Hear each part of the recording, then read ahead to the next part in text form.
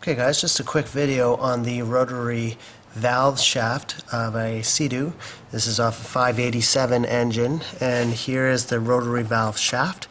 You notice that it has a brass gear on it, and this brass gear meshes with a steel gear that's inside here that is attached to the crankshaft, and I'll see if I can show you that, but it's quite difficult to see, but you can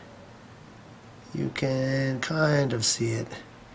But you can for sure see the bearing at the end there. That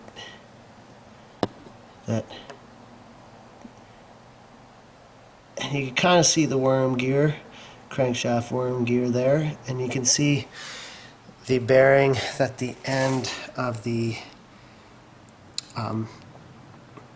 rotary valve shaft fits into, just fits over this little nose here. And then of course it also has a bearing here and a seal which fit in to this area here. And once that is in, there is a C-clamp that keeps this whole assembly in place.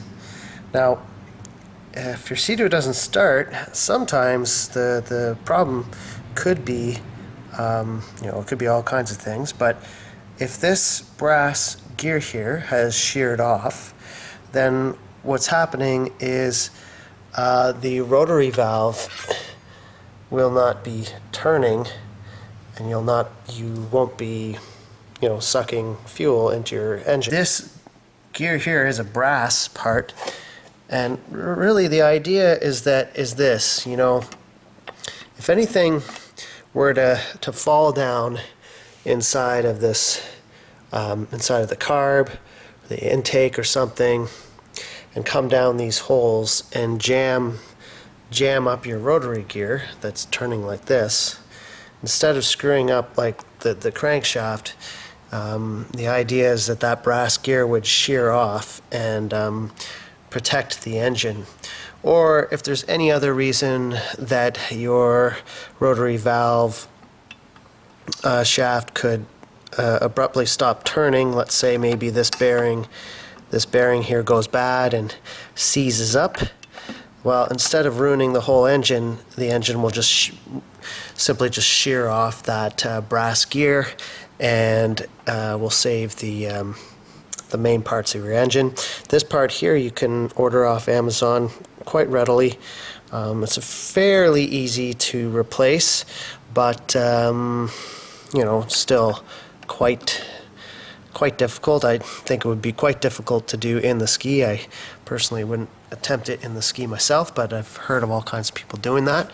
But yeah, so anyways, that's just a real short video on the rotary shaft, the rotary valve shaft. And if you have any questions about that, leave it in the comments section. And yeah, and one other thing I'll mention, guys, if the brass gear does shear off for some reason, make sure you just buy a whole new shaft, because if the brass gear shears off, what usually will happen is this whole shaft is going to be bent slightly out of round, and then if you put a bent rotary valve shaft back in here, it's just going to shear that gear off in 15 or 20 minutes of riding anyway. So just replace the whole shaft. It's not really that expensive of a part. And unfortunately I didn't film that, but here's the rotary valve shaft installed. You can see it's got its little C-clip retaining clip in here, and I just tapped that in with a bit of a mallet. Where is it? Yeah, just tapped it in with the soft end of this, and that worked properly. Just go real slow and be turning it periodically just to make sure you're not binding up the drive shaft worm gear.